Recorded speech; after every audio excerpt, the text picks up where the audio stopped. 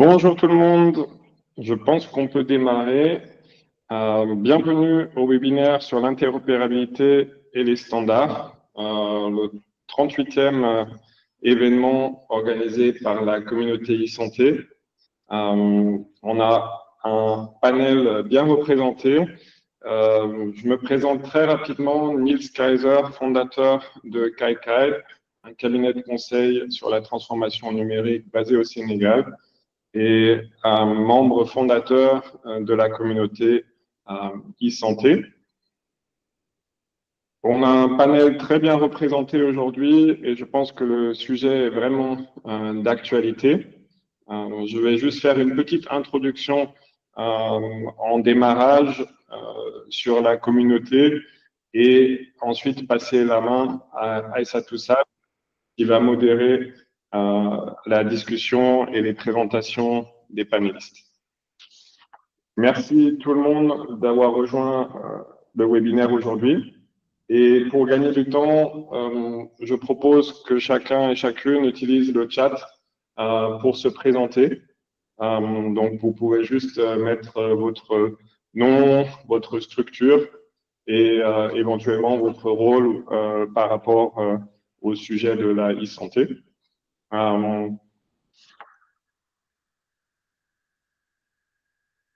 Et je remercie déjà les panélistes qui vont intervenir aujourd'hui, donc Babacar Fall, Luc Chati et Abdallah Miladi, que Aïssatou Sall va pouvoir présenter.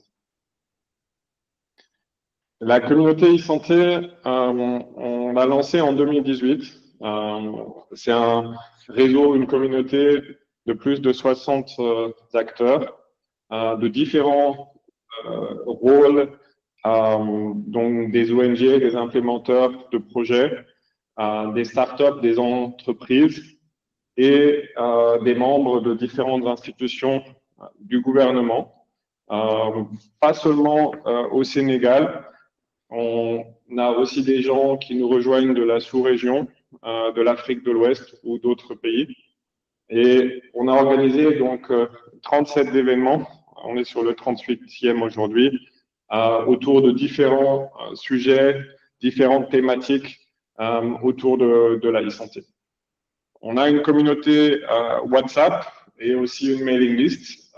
Donc, si vous désirez la rejoindre, vous pourrez le faire en laissant un message sur le chat ou en contactant mon collègue Dieudonné sur dieudonne@kaikai.dev et je vais ajouter ça sur le chat également. Ensuite, les objectifs, c'est vraiment un partage d'expérience et de savoir. C'est une manière de faire vivre l'écosystème de la santé numérique, de la digitalisation de la santé et de faire avancer ce sujet qui devient de plus en plus important, mais qui est aussi assez large, et de s'inspirer de l'expérience de différents acteurs pour agir collectivement pour une utilisation efficace et responsable du numérique dans la santé au Sénégal et en Afrique de l'Ouest. Le but de la communauté, c'est pas forcément de vendre des solutions.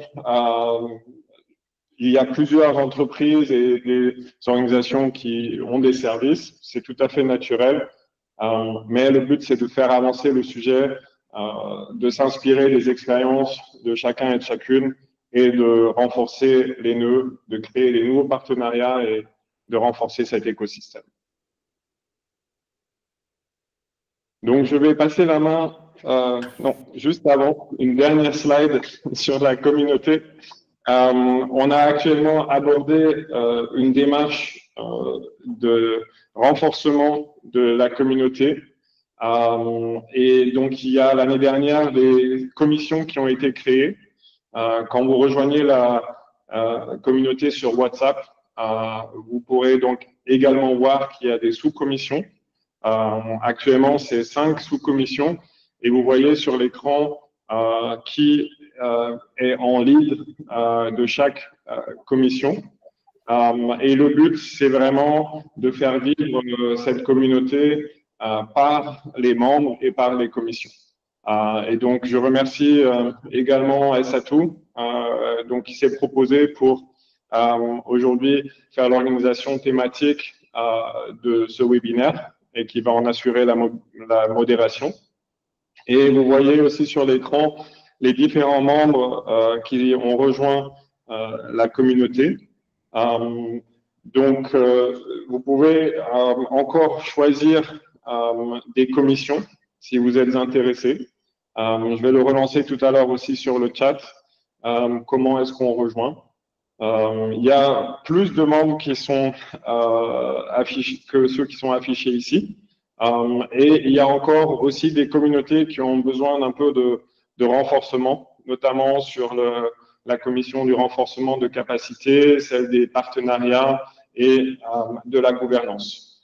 Le but également cette année, ce sera que chaque commission puisse, en dehors de faire des propositions d'activités, puisse aussi nominer un co-lead, parce que par expérience, c'est aussi bien qu'il y ait deux personnes qui puissent être en lead de la commission.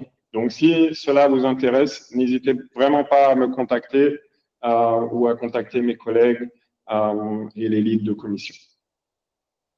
Merci beaucoup et en tout cas, je vous souhaite toutes et à tous un excellent webinaire et je passe la main à Aissatou. Merci beaucoup, Neil. Bonjour à tous, bonjour chers panélistes, bonjour chers participants. Mon nom est Aissatou Sall et je travaille au niveau du ministère de la Santé et de l'Action sociale du Sénégal et j'assure en même temps le lead de la commission communication de la communauté e-santé Sénégal.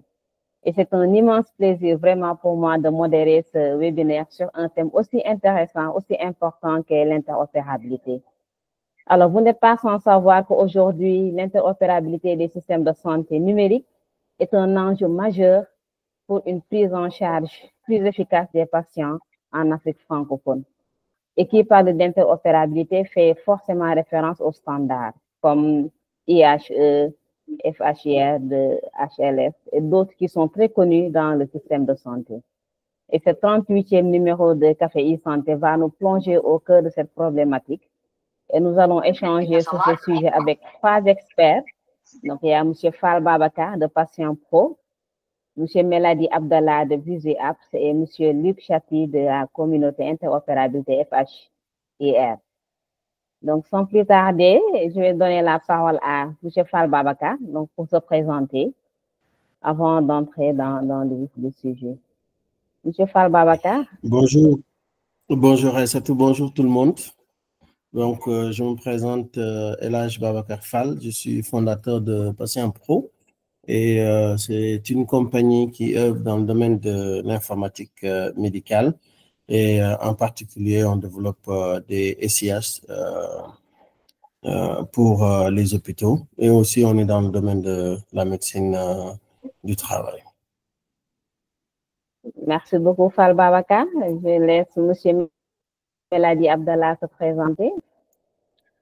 Bonjour à tous, je m'appelle Abdallah Meladi, j'occupe le poste d'ingénieur en informatique médicale chez Visio Apps.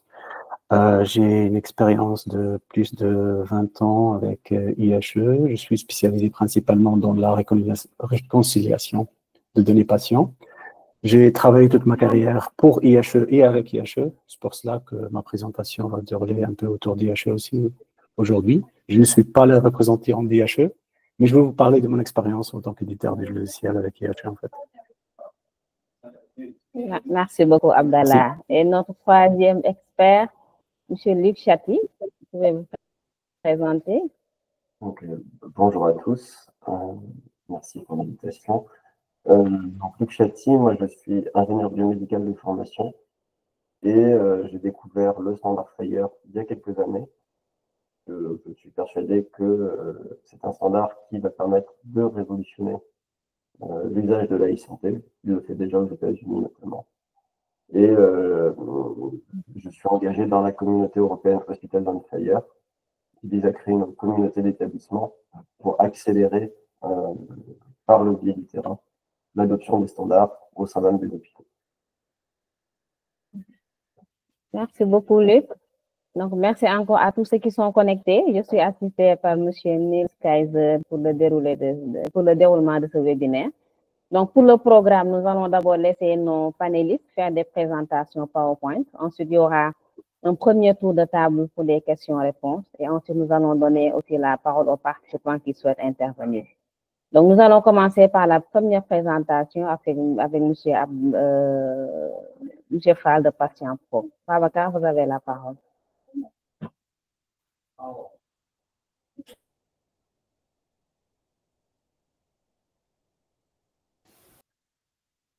Babacar?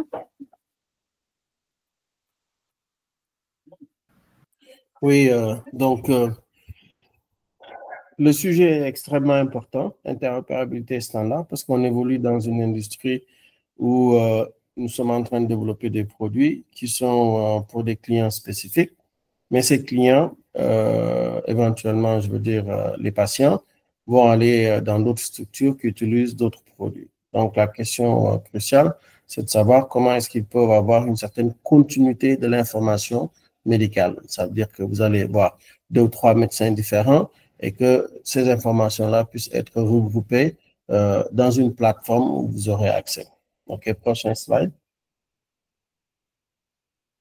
Voilà, l'environnement idéal, ce serait aussi, c'est comme ici on l'a mis un réseau de soins e-santé, ça veut dire que vous avez un serveur central qui peut avoir l'ensemble des dossiers médicaux à partager et que à partir de son téléphone, qu'on puisse avoir une téléconsultation avec un médecin ou une infirmière et qu'on puisse aussi, comment dirais-je, avoir accès à nos résultats d'analyse, d'imagerie, tout le contenu médical qui se retrouve de l'autre côté avec les professionnels, c'est-à-dire on a les pharmacies, les labos, les imageries, les médecins aussi qui peuvent se connecter à ce serveur central. Donc, ça veut dire quoi? Toutes ces différentes entités vont avoir des applications différentes. Ils ne sont pas obligés d'être tous avec la même application. Donc, quelque part, il doit y avoir un mécanisme qui permet de faire le partage. Prochain slide. Ici, nous, dans notre système, si je prends l'hôpital militaire de Ouakam, où nous sommes là-bas depuis 4 ans, à partir de la facturation, quand les patients ils viennent pour recevoir un service, soit c'est pour une consultation, ou bien pour des analyses, pour l'imagerie, ou bien, comment dirais-je, pour une opération chirurgicale, ou bien pour une hospitalisation et autres. Là, à partir de toutes ces activités, nous collectons des données. Par exemple, pour la consultation, il y a le compte rendu de consultation, mais il y a également d'autres informations qui sont stockées dans des tables dans la base de données, c'est-à-dire les constantes ou bien les allergies ou bien le terrain et autres qui sont collectés. Et après, tout est acheminé au niveau du dossier médical partagé du patient. Donc, c'est un processus qui permet de prendre en compte toutes les activités liées au service médical du patient. OK. Prochain. Maintenant, les données médicales. On peut les diviser en 2 parties, le format, c'est-à-dire il y a les données discrètes qui sont dans des tables de base de données, c'est-à-dire le diagnostic, le médecin qui prononce un diagnostic, on va le conserver dans une table, les constantes, les allergies, les terrains, les résultats d'analyse, par exemple, il y a un laboratoire, le laboratoire enregistre les résultats et puis après, c'est mis dans les tables, nous on les met dans les tables HL7 pour qu'on puisse après pouvoir les transférer à d'autres services. Maintenant, l'autre aspect, ce sont les documents. Quand un médecin fait une consultation, à la fin de la consultation, un document qui peut être un document PDF et qui est automatiquement disponible. Maintenant, nous, dans notre stratégie, si un médecin fait une prescription, on sauvegarde la prescription dans une table et on génère la prescription avec la signature du médecin. De telle sorte que si on doit envoyer le document, on a un document. Si, par exemple, c'est pour pouvoir le consulter autre, et voir un peu les médicaments que le patient prend. À ce moment-là, on va se référer à la table qui permet de faire une certaine recherche et autres. Voilà. Maintenant, dans l'interopérabilité, allons-y pour le prochain slide. Maintenant, dans l'interopérabilité, ici, bon, il y a plusieurs standards hein, selon l'environnement dans lequel on se trouve. Ici, bon, on l'a divisé en deux. Il y a standard local ou privé. Ça veut dire que c'est entre deux structures, ou bien deux ou trois structures, ou bien même peut-être ça peut être au niveau d'un pays. Et là, le processus de, comment dirais-je, de développement du standard, il n'est pas aussi compliqué, puisque la plupart du temps, ça va être pour faire des échanges de documents PDF. Et là, si vous vous référez un peu au slide qu'on a vu un peu avant, il y a deux types de formats. Il y a un format où c'est des données discrètes et il y a un format où c'est des documents. Échanger les documents est un peu plus facile que d'échanger les données discrètes. Maintenant, si je prends par exemple ici au Sénégal, on peut avoir 2 ou 3 hôpitaux ou bien une assurance ou bien on peut avoir par exemple une structure, une ONG qui peut établir une plateforme d'interopérabilité avec ses partenaires. Voilà. Maintenant, l'autre standard, c'est le standard international et je prends exemple ici le IHE. Là, c'est beaucoup plus complexe, c'est beaucoup plus complet et on a des échanges de documents PDF, mais on a aussi échanges de valeurs discrètes, comme par exemple des résultats d'analyse, où on peut avoir les valeurs et puis on peut après avoir des graphes, on peut avoir par exemple des éléments d'interprétation ou bien d'analyse, les prescriptions et autres. Voilà. Maintenant, le choix, ça va se faire selon les besoins et les opportunités qui se présentent. Prochain slide. Maintenant, politique nationale d'interopérabilité. Pour qu'on ait une bonne politique, il faut d'abord avoir un comité de pilotage. Parce que il y a un ensemble de questions assez complexes qu'il faut résoudre et qu'on a besoin de plusieurs compétences et il y a aussi plusieurs parties. Il y en a qui sont des consommateurs, il y en a qui sont des utilisateurs actifs et il y en a qui sont les développeurs et autres. Et il y a aussi l'État qui est là, qui a, comment dirais-je, un certain agenda et des priorités. À ce moment-là, toutes ces questions doivent être discutées à l'intérieur d'un comité de pilotage. Le choix du ou des standards. Là, ce qu'on pense, c'est que on n'est pas obligé peut-être d'aller chercher tout de suite IHE parce que c'est un processus qui est un peu plus, comment je pourrais dire, rigoureux, qui est peut-être un peu plus long pour atteindre le niveau optimal.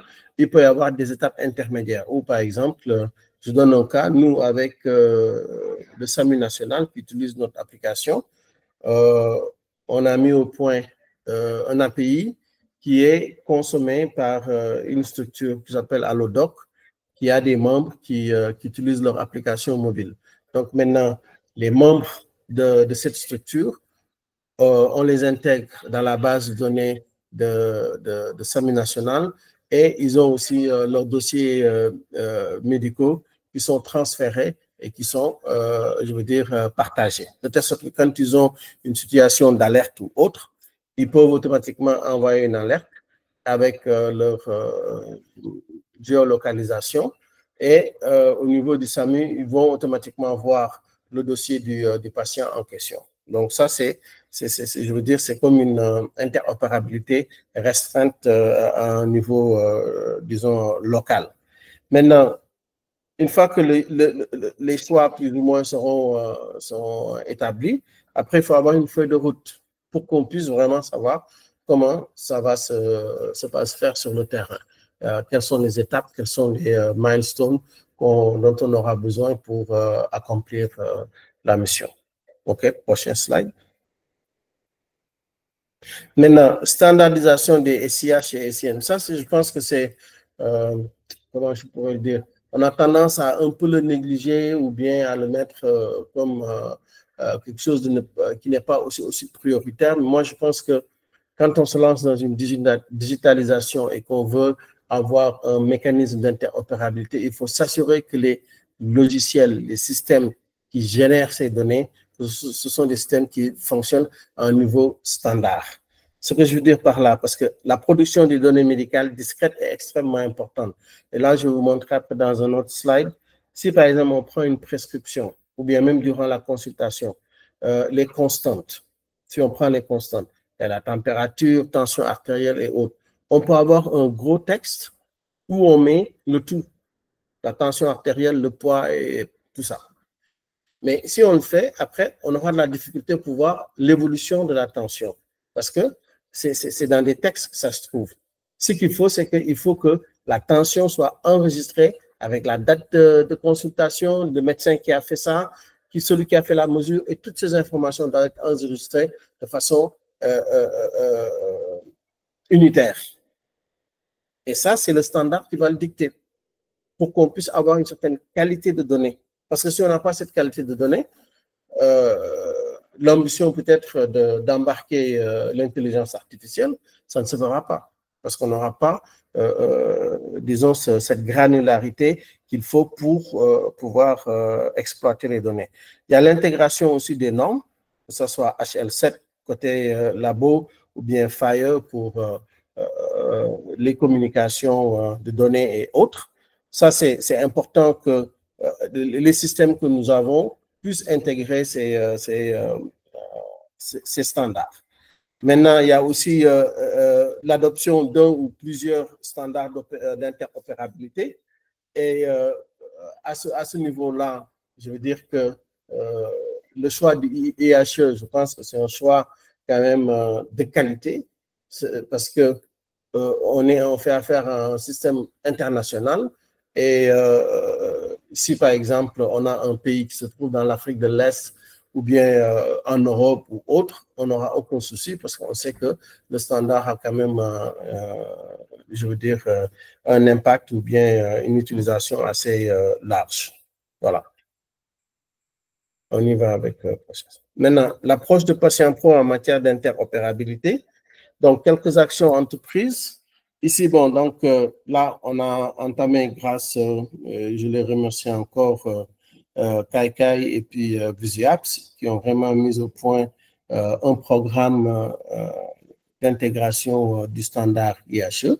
Et ça, c'est extrêmement important. On n'aurait pas pu le faire tout seul. Le travail était trop colossal et autres.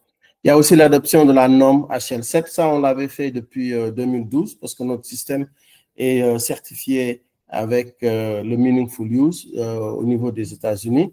Et donc, à ce niveau-là, durant la certification, on a fait le HL7, on a fait aussi CDA et puis d'autres normes qui sont standards. Il y a l'adoption de la norme FHIR et ça, c'est un chemin qu'on a pris aussi avec l'intégration du standard IHE. Donc, on a tout fait avec FHIR. Et il y a la granularisation des données médicales. Ça, c'est un peu, vous voyez à droite, donc il y a une prescription où on a la posologie avec une fois de 20 mg et autres. Mais si vous l'enregistrez comme ça, l'information ne sera pas utile.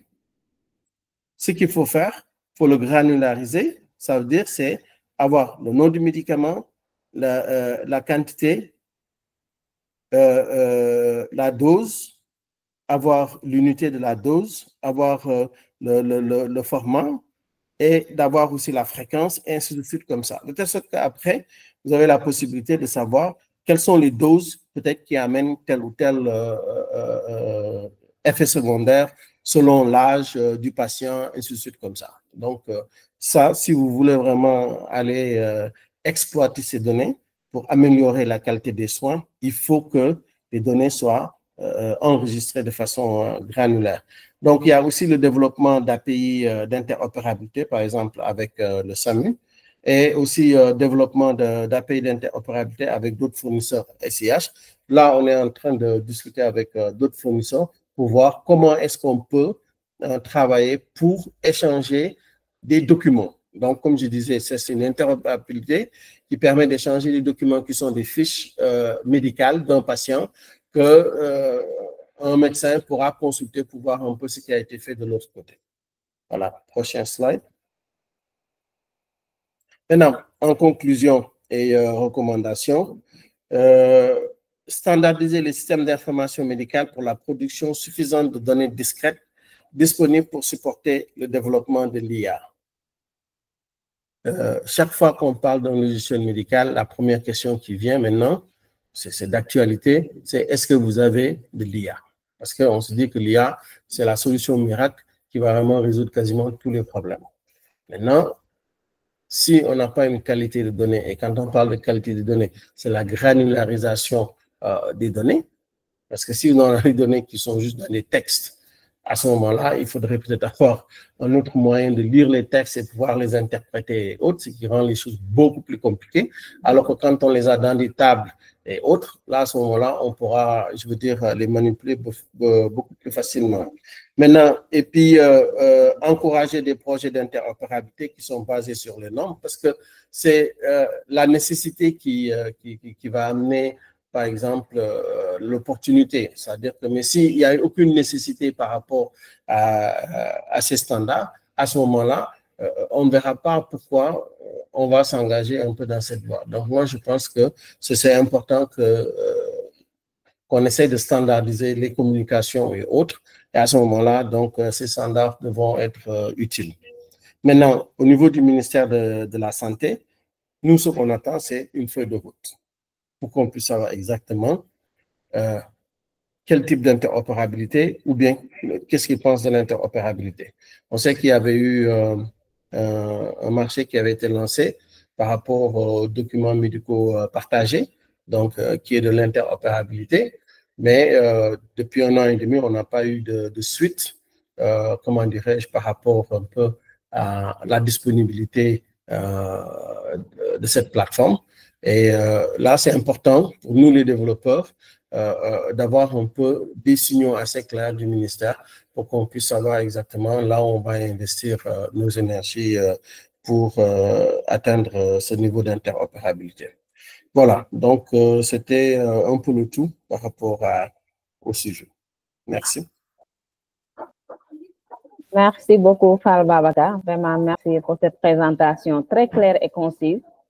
C'était juste un petit résumé pour ceux qui viennent de nous rejoindre.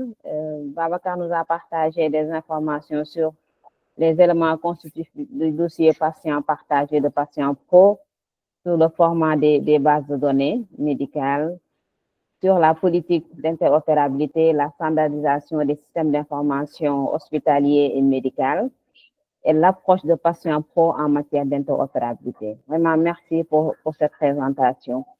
Il a aussi beaucoup parlé de standards, dont IHE. Donc, c'est ce qui nous permet un peu de passer à la prochaine présentation avec M. Abdallah Meladi, qui va nous donner peut-être plus d'informations sur ce standard. Abdallah, vous avez la parole.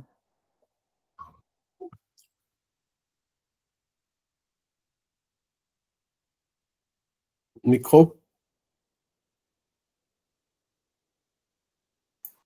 Merci, Babacar. Merci. Comme je l'ai dit tout à l'heure, je ne suis pas le représentant d'IHE, mais je vais vous parler de mon expérience en tant qu'éditeur de logiciels avec IHE. Nous sommes l'entreprise Visio Apps. Next slide, le prochain slide, s'il vous plaît. Alors, nous sommes l'entreprise Visio Apps, c'est une entreprise autrichienne basée à Vienne. Nous sommes l'éditeur de logiciels dans le domaine de la santé. Nos solutions sont plus orientées vers les communautés et les régions, dans le but de fédérer différentes sources de données médicales, principalement des hôpitaux et des cliniques. Bien sûr, cela s'est fait en tenant compte du consentement de patients et en garantissant une traçabilité granulaire des accès. En quelques chiffres, Visio Apps, c'est plus de 100 millions de documents, plus de 10 millions de patients enregistrés, plus de 200 acteurs profils testés pendant les connectatons. Visio Apps aussi est une équipe très expérimentée, avec plus de 100 participations cumulées au connectaton IHE. Next slide. Alors, ces mêmes connectatons sont l'événement majeur pour notre entreprise chaque année. Et ça se voit au niveau des résultats, avec un leadership, en quelque sorte, incontestable au niveau européen et américain. Ce que vous voyez, la couleur rose, c'est les résultats de Visio Apps. Et généralement, on est presque le double du prochain dans la liste. Les étoiles qui sont représentées sur ces graphes sont les composants logiciels que nous avons pu tester avec succès devant les connectatons. Là, comme vous voyez, c'est 2020, 2021 et jusqu'à 2024. C'était le dernier à Trieste, en Italie. Prochain slide, s'il vous plaît.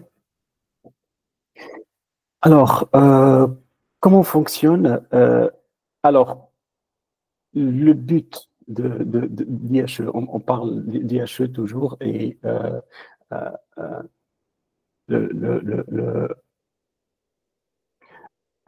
le but d'IHE, c'est d'avoir un langage commun pour les clients et les fournisseurs. Et le but se manifeste avec ce que vous voyez ici. Ça, c'est deux appels d'offres qu'on a reçus l'année dernière en Allemagne, auxquels on a répondu, et dans lesquels il y a spécifiquement les profils et les acteurs IHE qui sont requis pour ce projet. Et ce qu'on a fait tout simplement, c'est qu'on a répondu oui ou non. C'est-à-dire qu'on a résumé 50 pages de spécifications en une page, en un tableau, pour dire oui ou non. Et ça, c'est le rêve de chaque ingénieur de répondre oui ou non au lieu de écrire une description pour répondre aux attentes des clients. Prochain slide, s'il vous plaît. Je crois qu'il y a un slide qui manque. Est-ce qu'on peut revenir, s'il vous plaît? Là, on a avancé beaucoup. On peut revenir encore? Parce que je crois qu'il y a un slide qui manque. Encore? On peut revenir encore? Peut-être qu'il a été perdu, malheureusement, dans l'import. OK.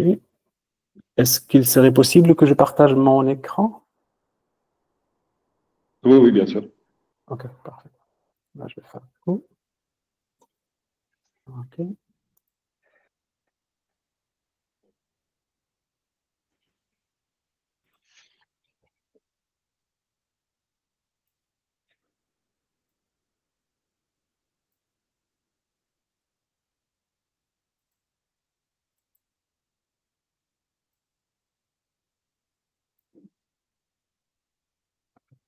Est-ce que vous voyez mon écran?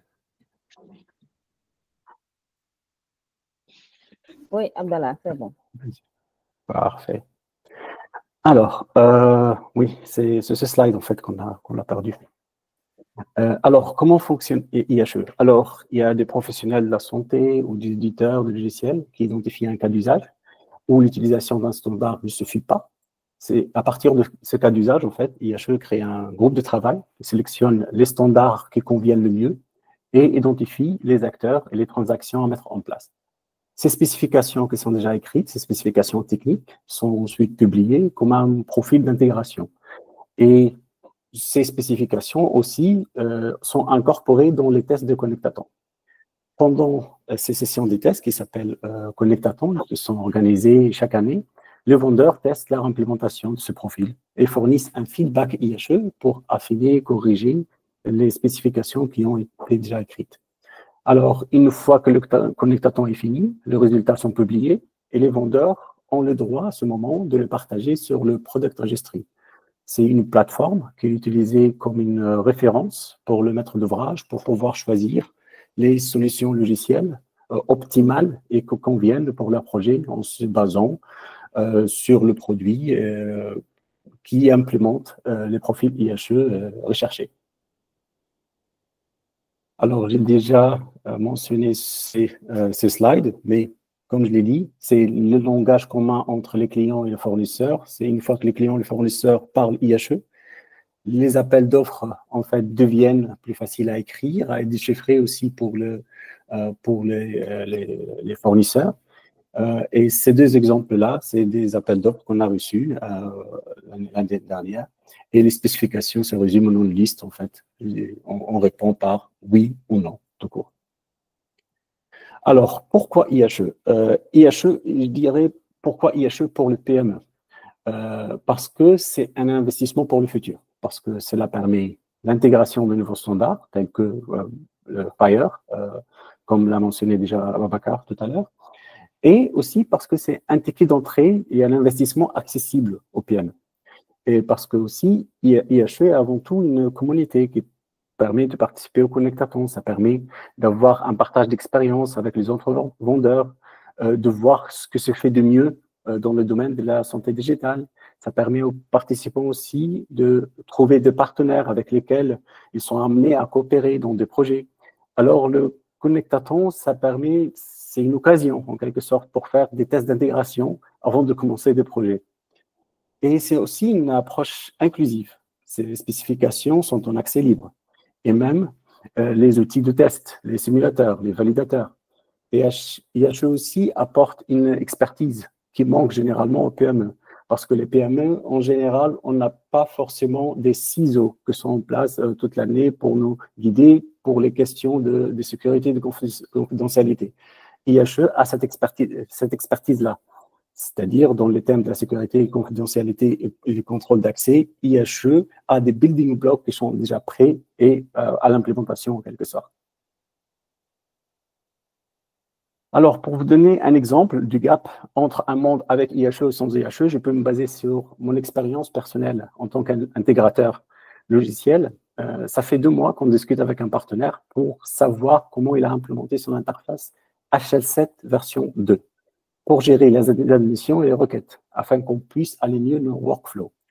Dans un monde avec IHE, les spécifications sont définies par IHE, et ça, c'est la référence à laquelle se réfèrent toutes les parties prenantes, en quelque sorte. Ce cas est très parlant, parce que notre partenaire n'utilise pas une interface propriétaire, il utilise un standard, mais son interprétation du standard, elle était personnelle. Sans organisme de gouvernance pour définir ce cas d'usage et de contraintes, et pour vérifier la conformance telle que IHE, notre travail devient beaucoup plus difficile. Alors, sur ce diagramme que j'ai emprunté à OpenHI, on voit clairement le rôle de chaque organisme, de chaque SDO, le Standard Development Organization. On voit les SDO qui définissent le standard, tel que HL7, le 3, tel que FHIR, les 2 sont définis par HL7, et où IHE Profil ajoute des contraintes pour définir des cas d'usage et des building blocks qui sont utilisés par ensuite OpenHI pour créer des spécifications pour des composants logiciels et des implémentations aussi open source qui sont utilisées dans plusieurs pays en développement. OK.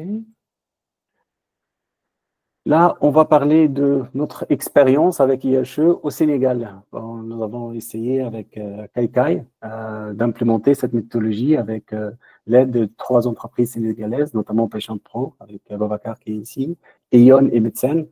Un processus qui a duré 18 mois avec la sélection de systèmes d'information hospitalier et qui a fini par l'organisation d'un mini-connectathon. Là, vous voyez les photos. Entre les deux, il y a eu une bonne centaine de réunions pour recueillir le besoin, transformer ça en architecture d'un réseau d'échange avec toutes les normes qui régissent les interactions. Et on a identifié les profils IHE adéquats à utiliser. En se basant sur ce profil IHE sélectionné, nous avons organisé le mini-connectathon à Dakar. Nous avons essayé d'imiter au mieux le connectathon d'IHE afin que le fournisseur de solutions sénégalais soit prêt pour leur prochain défi, à savoir la participation au connectathon européen. Une chose qui a été accomplie pendant le dernier connectathon européen à Trieste l'année dernière. Et ça sera tout, et merci à vous. Et si vous avez des questions, nous sommes à votre disposition. Merci beaucoup, Abdallah. Merci pour cette belle présentation sur le fonctionnement du standard IHE, de votre expérience personnelle très intéressante avec IHE, l'expérience du Sénégal surtout. Donc, merci beaucoup. Alors, nous allons donner la parole à notre troisième panéliste, Monsieur Luc Chati, pour sa présentation. Luc, vous avez la parole. Donc, rebonjour. Petite précision sur le logo. Donc, FireSign, c'est mon entreprise d'expertise sur le standard Fire. On s'est spécialisé sur le standard Fire et on s'est positionné sur la partie expérimentation, notamment parce que quand on pense au standard en e-santé, on pense beaucoup à la donnée médicale, mais dans les 160 ressources du standard Fire, il y a beaucoup de données qui ont trait en fait à toute la périphérie du monde médical, la logistique, les connaissances sur les médicaments, le transport sanitaire, la gestion des droits d'accès, etc. Et donc, en fait, on se positionne en expérimentation.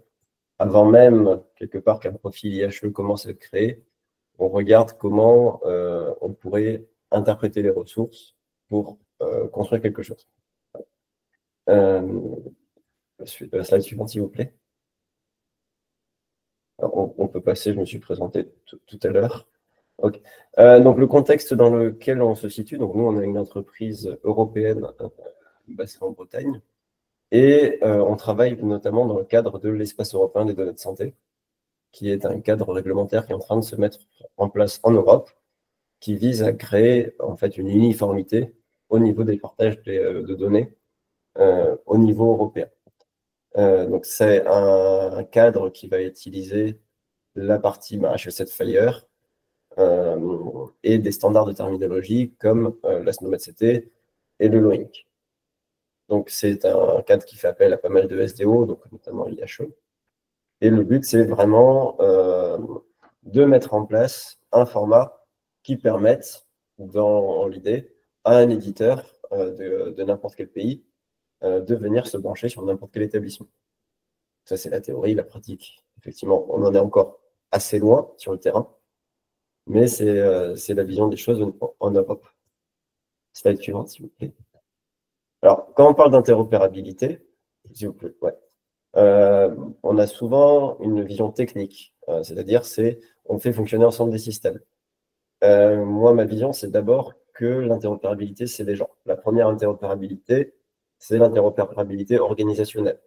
Donc, c'est pas uniquement, ça ne va pas suffire, par exemple, de définir des spécifications au niveau national, si en fait on est en déphasage par rapport aux besoins du terrain, que ce soit des éditeurs ou des établissements.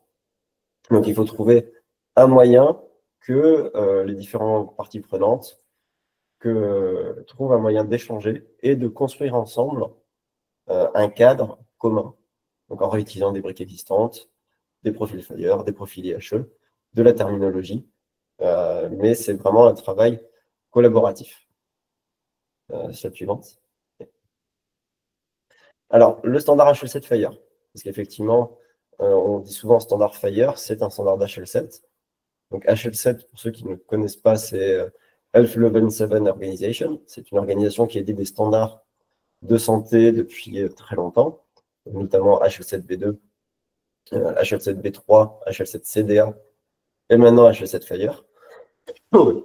Et ces standards sont très utilisés, notamment par IHE, pour créer leur propre standard. C'est un standard dédié aux échanges de données pour le secteur de la santé. Et on va créer des ressources, donc des modélisations de concepts métiers standardisés et en utilisant les paradigmes web. L'avantage, c'est qu'effectivement, pour un développeur, on fait appel à des technologies très récentes. Là où quand je prends du HL7V2, la marche pour rentrer dans ce monde-là est quand même beaucoup plus complexe. Et c'est surtout un standard. Effectivement, ça fait des années, ça fait bientôt plus de 15 ans que le standard a été instancié. Donc, il y a des gens qui réfléchissent aux modélisations métiers pour que ce soit adapté à la complexité du système d'information en santé. Je le disais il n'y a pas si longtemps que ça, que l'hôpital était l'organisation la plus complexe après les centrales nucléaires. Voilà.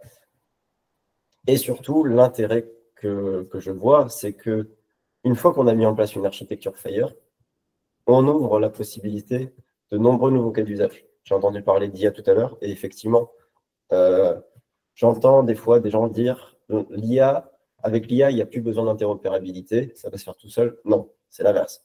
Grâce à l'interopérabilité, on va pouvoir faire de l'IA, mais ce n'est pas dans l'autre sens. L'IA a besoin de données standardisées pour réussir à travailler. Et donc, par contre, il faut faire attention, ça ne suffit pas de faire du Fire. Le Fire n'est absolument pas interopérable en lui-même.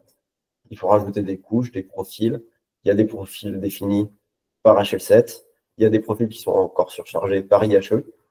Donc, à l'heure actuelle, il y a beaucoup de choix possibles. Et surtout, il faut choisir correctement les terminologies qu'on utilise. J'ai parlé de Snowmed et Loink. Si on fait du Fire, mais avec les codes propriétaires de l'établissement, eh ben, on a quelque chose qui n'est pas du tout standardisé finalement, puisque on n'arrivera pas à savoir qu'un cancer est le même dans un premier hôpital et dans le deuxième. Mais une fois qu'on a fait ce travail-là, c'est assez puissant.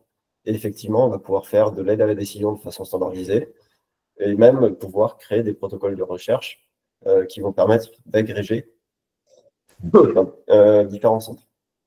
Donc, le potentiel est quand même assez fort. Et un dernier point, c'est effectivement, on a vu apparaître depuis peu, ça fait quelques années à peine que ça commence à se mettre en place, c'est-à-dire que jusqu'à présent, HL7, c'était beaucoup considéré sur la couche interopérabilité, échange de données.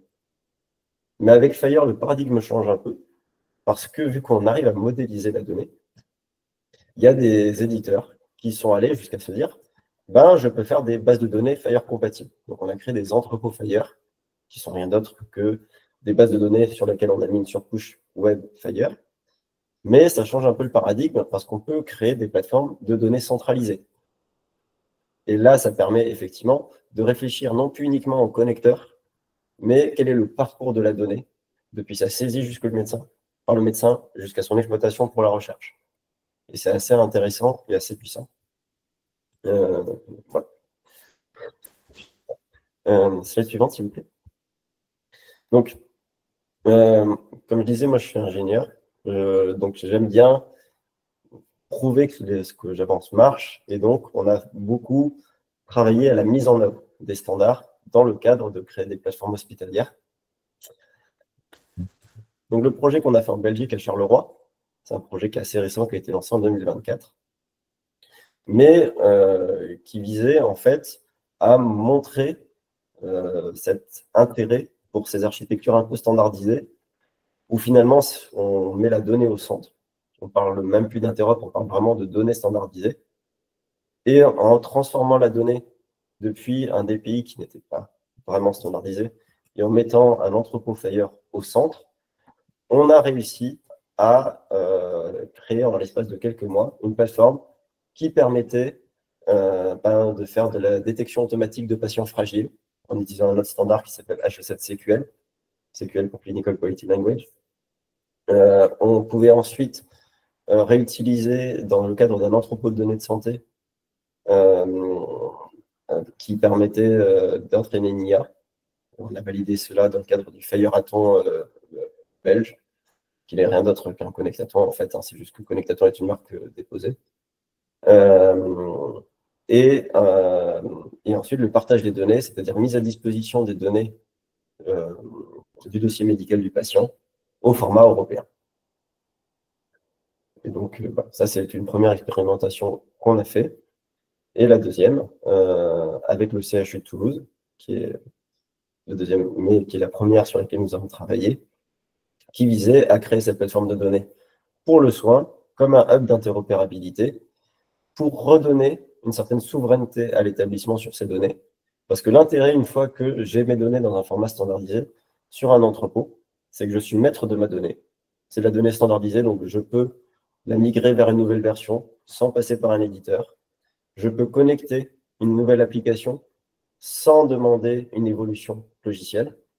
Et donc, ça permet de diminuer les coûts de l'interopérabilité qui sont en train d'exploser finalement avec de plus en plus de sollicitations de startups, de médecins qui veulent installer des nouvelles solutions. Chaque connecteur devient un coût à la fois de mise en place et de maintenance, et devient l'élément limitant à l'apport de nouvelles solutions innovantes au sein de l'hôpital. Et notamment, très grande fierté de ma part, c'est on a utilisé avec eux la ressource Fire Permission pour créer un moteur de gestion des droits automatiques, parce que qui dit centralisation des données dit qu'on veut donner des droits d'accès différents en fonction des acteurs. Un patient, un médecin, une infirmière, une application tierce ne doivent pas avoir le même périmètre d'accès d'un point de vue sécurité à la donnée. Et donc, le CHU de Toulouse, que j'ai formé sur Fire, participe maintenant au groupe de travail HEC International sur l'évolution de cette ressource permission. Donc, et en parlant de formation, ça fait une belle transition sur effectivement la communauté Hospitals on Fire, dont je suis ambassadeur. Hospitals on Fire, c'est une initiative d'HEC Europe pour se dire, en fait, il faut partir du besoin et avoir une adoption du standard par le terrain.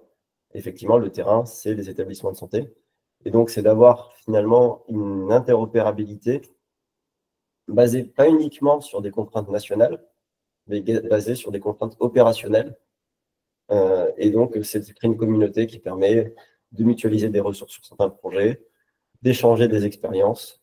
On a organisé, il n'y a pas si longtemps que ça, à Bruxelles, un User Day qui rassemblait des établissements de santé qui présentaient leurs implémentations du standard Fire pour des cas qui étaient très variés. Parce que, par exemple, du transport d'échantillons par drone. Voilà. Ça, c'est des choses qui ont pu être modélisées en Fire. Et je vais finir sur une note qui est l'importance du test. Donc, je rejoins les autres présentateurs. Il n'y a pas d'interopérabilité finalement sans test. C'est-à-dire que les événements de test, mais pas que, les événements de test sont loin d'être suffisants. Le test d'interopérabilité, il se fait lors de la conception d'un logiciel et il se fait dans l'établissement également, puisque il y a une bonne partie finalement de l'interopérabilité qui se met en place au sein de l'établissement. En tout cas, en Europe, c'est beaucoup comme ça que ça se fait. Vous avez des EAI dans les établissements qui créent des connecteurs qui visent justement à transmettre des messages IHE à d'autres applications ou à créer des connecteurs Fire, etc. Et toutes ces briques-là ne peuvent pas être présentées en connectaton. Et donc, il faut trouver un moyen d'amener le test dans l'hôpital. Voilà. Et je vous remercie pour votre attention. Et merci encore pour l'invitation. Merci beaucoup. Merci, Luc. Merci pour cette présentation très claire aussi, très explicite. Merci de nous avoir partagé, de nous avoir rappelé que l'interopérabilité n'est pas seulement technique, mais aussi organisationnelle, de nous avoir partagé aussi les points clés du standard Fire, la mise en œuvre des standards, les exemples de modélisation avec Fire. Donc, nous allons peut-être avec les autres participants vous poser des questions pour avoir plus d'informations sur ce standard. Donc, nous allons commencer les questions. D'abord, j'ai poser quelques questions aux intervenants avant de pouvoir donner la parole aux autres participants. Donc, je vais commencer par M. Babacar Fall de Patient Pro. Aujourd'hui, au Sénégal, il y a différents dossiers patients qui sont déployés au niveau des hôpitaux, dont votre solution Patient Pro que vous avez partagée tout à l'heure. Et dans la présentation, vous avez parlé un peu de l'approche Patient Pro en matière d'interopérabilité. Alors, est-ce que vous pouvez nous en dire plus? Ou en d'autres termes, selon vous, comment votre solution pourrait s'intégrer avec les autres solutions existantes? Merci pour la question. En fait,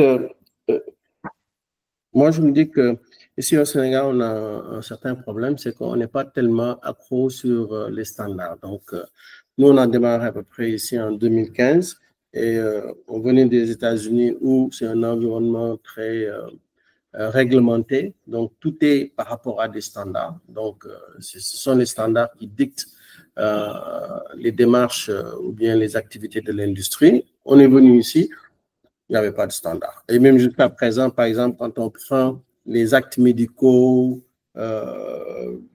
les références, par exemple, qu'on utilise dans nos logiciels, il n'y a absolument rien. Maintenant, devant cet état de fait, nous, on s'est dit, écoute, tôt ou tard, si on veut vraiment avoir une industrie performante, on n'a pas le choix, on va être obligé de standardiser. Donc, on a quand même intégré ces éléments de standard parce qu'on se prépare pour au moment où un réveil va se faire et que la standardisation va prendre le pas. Donc, le HL7, on l'a toujours dans notre codage. Tout ce qu'on fait, les résultats d'analyse et autres sont stockés dans des tables avec HL7, OBR, OBX, ainsi de suite comme ça. Et comment dirais-je, la granularité, ça c'est un autre point. Et comme Luc l'a expliqué, et puis aussi Abdallah, si l'information n'est pas assez fine à ce moment-là, on ne pourra pas l'exploiter. Et maintenant, quand on fait un design, l'utilisateur va nous dire, par exemple, moi, ce que je veux, c'est juste faire ma prescription. Et je vous donne juste un exemple qu'on a avec les médecins. Le médecin, il te dit, non, fais-moi juste une boîte, moi, je mets la prescription. Là, on est obligé de leur expliquer. Si vous faites ça, ça va être un texte. On ne pourra pas l'exploiter après. Le médecin, peut-être, n'a pas envie, par exemple, d'aller choisir la quantité, choisir la dose, choisir la fréquence, et ainsi de suite comme ça. Donc, nous, ce qu'on a fait, c'est des templates où le médecin va préenregistrer toute sa posologie. Donc, quand il vient, il clique. Toute la posologie est disponible et après, s'il veut, il peut faire un petit changement. Ou bien, il peut faire 50 posologies par rapport avec 4 ou 5 médicaments. De sorte quand il vient, il n'a qu'à choisir et automatiquement, ça se fait. Donc, nous, on a toujours conscience que cette granularité est extrêmement importante par rapport aux échéances qui vont venir. Maintenant, ce qu'on déplore, c'est qu'au niveau de l'industrie, qu'il n'y ait pas, disons, cette motivation ou bien ce drive pour faire ressortir un peu les standards. Parce qu'on n'a pas encore commencé à exploiter les données, c'est pourquoi on ne voit pas vraiment l'utilité d'avoir des standards. Donc, voilà. On essaie de prévenir par rapport un peu à une éventualité qui, on l'espère, va se présenter. Merci beaucoup, Babacar. Merci pour cette réponse très claire. Donc, la deuxième question est pour M. Miladi Abdallah. Donc, à travers votre expérience personnelle, comment pensez-vous que l'approche IHE pourrait permettre d'améliorer l'interopérabilité des systèmes dans les pays où elle est utilisée? C'est la question. Merci. Je dirais l'avantage de IHE, c'est la communauté, premièrement, et deuxièmement, la gouvernance. Et ces deux éléments-là permettent de garantir la durabilité, ce qu'on appelle en anglais sustainability, technique et économique. J'ai eu récemment une discussion avec un partenaire à propos des politiques de rétention de données. En fait, en Autriche, la loi permet de supprimer les documents après 10 ans, documents médicaux, après 10 ans de leur création. Mais nos clients préfèrent garder les documents après même 20 ans. Et mon interlocuteur, à ce moment-là, était surpris qu'on puisse toujours consommer ce document-là après 20 ans, online. Parce qu'il y a aussi des méthodes où on peut mettre ce document-là sur des CD, des disques durs, et après le consommer offline. Mais nous sommes toujours capables de consommer ces documents et on arrive à les réconcilier avec les nouveaux types de documents qui étaient créés par de nouveaux profils IHE. Parce que pour IHE, il y a un big picture et cherche toujours à garantir l'accès à ce qu'on appelle les legacy data, ces données qui ont été créées depuis des années et des années. Et aussi à garantir le backward compatibility, c'est-à-dire qu'on crée de nouveaux profils avec des nouveaux standards, mais on garantit aussi la compatibilité avec les anciens profils qui ont été créés pour le même but. Alors, nous avons implémenté les nouveaux profils IHE basés sur FHIR et on peut les utiliser pour consommer des données d'il y a 20 ans. Et ça, c'est qui est très fort avec IHE. Il y a aussi l'enjeu économique. parce que pour l'écosystème local, vu le support des institutions pour IHE, par exemple, la Commission européenne recommande le recours au profil IHE dans les marchés publics. Alors, être certifié IHE pour ces profils nous présente, nous et aussi les autres éditeurs, des nouvelles opportunités. Il y a aussi le volet institutionnel. En Europe, par exemple, IHE est utilisé pour les échanges de European Health Data Space, même pour l'échange américain NWHIN. Implémenter IHE au niveau national prépare l'écosystème local à se connecter au réseau d'échanges internationaux. Aussi, IHE est un processus bien rodé qui permet la création de spécifications, de les tester, de rendre des tests appelés projectatons pour vérifier la conformité aux standards et aux spécifications nationales qui ont été déjà créées. Et finalement, je dirais, comme c'est le cas déjà pour le PME, ce que j'ai mentionné tout à l'heure, IHE met à disposition l'expertise de sa communauté, l'expertise technique de sa communauté, et notamment pour les cas d'usage de la sécurité informatique et les politiques d'accès. Merci. Merci beaucoup, Abdallah. Merci pour les réponses apportées à la question. Donc, la troisième question va s'adresser à M. Chati.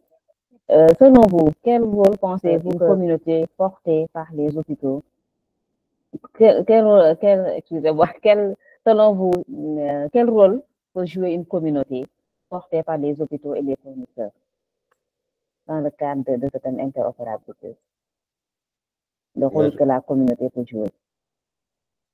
Moi, je pense qu'elle peut apporter un rôle essentiel, ne serait-ce qu'en apportant les besoins, parce que faut être pragmatique. Les besoins qu'on a dans chaque établissement répondent à des problématiques bien différentes. Si je prends la France, on n'a pas les mêmes problématiques aux hôpitaux de Paris que dans un hôpital de campagne qui fait face à des problématiques d'infrastructure, etc. Donc, typiquement, j'ai vu passer une question dans le chat qui parlait de l'accès à Internet, etc. Les établissements sont là aussi pour apporter leurs besoins, leurs demandes, leurs contraintes, parce que effectivement, on veut utiliser la technologie pour améliorer le soin, etc. Mais on part d'un existant. Donc, c'est bien de savoir où on veut aller. C'est bien de savoir également d'où on part pour pouvoir se définir sa propre route. Et là-dessus, je pense qu'effectivement, une communauté d'établissements avec ses besoins et une communauté d'éditeurs. Donc là, typiquement, ce qui se passe beaucoup en Europe, c'est qu'on a des associations qui sont à la fois un chapitre IHE et un chapitre HL7. Comme ça, ils ont cette double casquette technique et effectivement un peu plus fonctionnelle. Ce sont des choses qui pourraient apporter grandement parce que ça permettrait d'être sûr que les standards mis en place répondent vraiment à vos problématiques à vous, qui ne sont pas forcément, comme je disais, les mêmes que celles qu'on a en Europe. Et également de contribuer aussi, parce que potentiellement, vous allez produire des choses avec vos contraintes auxquelles on n'aurait pas pensé dans certaines autres régions, comme l'Europe. Et potentiellement, vous allez apporter aussi des solutions. Donc, c'est intéressant d'avoir une communauté d'éditeurs qui va aller faire le lien avec d'autres communautés en Europe, aux États-Unis, en Asie, qui va venir aller chercher des façons de faire, trouver les moyens de les incorporer, de les adapter à vos besoins, mais également de redonner en venant apporter ce que vous avez pu comprendre, parce que vous avez découvert qu'il peut apporter aussi aux autres membres de la communauté internationale. Merci beaucoup, Luc. Merci pour les éléments de réponse. Alors, le thème, c'est interopérabilité standard, renforcement des capacités en Afrique francophone. Donc, peut-être nous allons juste poser encore 3 petites questions par rapport aux compétences avant maintenant de donner la parole aux différents participants pour leurs questions. Et la première question s'adresse à Babacar Fall. Selon vous, quels sont les défis en termes de compétences, en termes d'interopérabilité au Sénégal, et comment pensez-vous qu'ils puissent être résolus? Bon, il y a plusieurs types de compétences, hein, parce que déjà, c'est de savoir comment utiliser ces données et qu'est-ce qu'on va faire avec ces données. C'est ça, je pense, qui est un peu le début. Parce que avant de pouvoir développer une certaine base de données, d'avoir une certaine structuration des données, il faut d'abord savoir comment les données vont être utilisées, qu'est-ce qui est important, et suite comme ça. Donc, ça veut dire, c'est avoir des analystes, des personnes qui vont pouvoir discuter avec les utilisateurs et autres, conceptualiser ces éléments, les besoins et autres. Et puis après, à partir de ces moments-là, d'avoir des modélisations qui vont se faire. Et l'architecture des données. Après, il y a la programmation, le développement des applications. Et puis après, il y a la partie, je voulais dire, connexion. Et là, à ce moment-là, c'est d'avoir un connecteur et d'utiliser Fire et autres. Donc, les compétences sont assez diverses, ce qui fait que pour certaines structures comme la nôtre, qui ne sont pas des grosses structures, c'est un poids quand même assez lourd. Et d'où l'intérêt d'avoir des activités qui vont se faire en groupe, des activités qui sont coordonnées ou bien qui sont, je veux dire, accompagnées. Et c'est là que je reviens un peu à l'initiative de KaiKai et VisuApps. Ça, je vous dis que si ce n'était pas eux, je ne sais pas comment on allait pouvoir faire, hein, parce que déjà, c'est des systèmes très complexes. Fire, maîtriser Fire, c'est pas en allant sur Google comme ça et puis à passer des jours sur Google qu'on va pouvoir le maîtriser. Il faut avoir, comme on dit, des shortcuts, quelqu'un qui a une certaine expérience et qui vient, qui te dit, bon voilà, tu fais ceci, tu fais cela, et à partir de ce moment-là, tu commences à développer un peu tes capacités. Donc, il faut avoir un peu tout ça. Donc, le plus souvent, je pense que c'est autour d'une communauté où chacun, par exemple, partage avec les autres qu'on peut avancer. Mais si c'est au niveau d'une seule structure, de pouvoir s'engager dans ce type de projet et puis de les aboutir, ça demande énormément de ressources. Et l'autre problème, c'est quoi? Quelle est la valorisation de cette activité? C'est-à-dire que vous développez un système qui est standardisé, vous développez un système qui est standardisé et tout, mais est-ce que c'est valorisé? Est-ce que ça va être utilisé à bon escient? Est-ce qu'il y a des contraintes, et ainsi de suite comme ça? Donc, c'est ça aussi l'autre problème. Si on n'a pas des directives claires de l'État qui met une emphase, par exemple, si on met une certification pour dire que, par exemple, pour atteindre certains marchés, il faut avoir un certain certificat, démontrer qu'on a des compétences données. À ce moment-là, ça va être intéressant pour la structure d'investir dans ça, d'aller chercher les compétences et puis de le faire. Mais si on fait tout ça et puis qu'après on a un système très bien standardisé et tout et que ça ne nous rapporte pas grand-chose, là, c'est un peu démoralisant, c'est pas mobilisateur. Merci Babacar, merci pour ces éléments de réponse. La même question s'adresse à Abdallah.